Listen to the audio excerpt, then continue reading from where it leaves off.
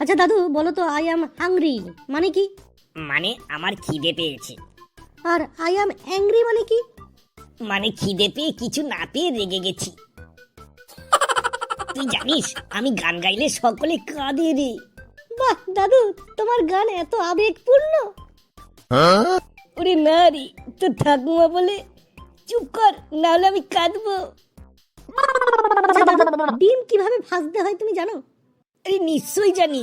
প্রথমে ডিমটা ধরবি, তেলটা গরম করবি, তারপর?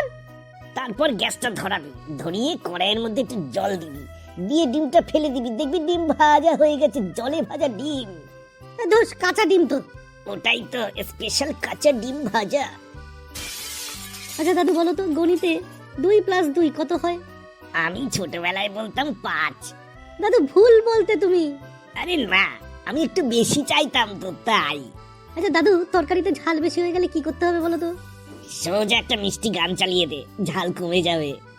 আরে দাদু, আমি তো আয় হায় রে মুরগি শুনে পুরো মুরগির তরকারি মিষ্টি করে ফেলেছিলাম একবার, জানিস। আর একটা কথা শুনে রাখ, রান্নায় লবণ কম দিবি, কারণ পরে বাড়ানো যায়। বেশি দিলে?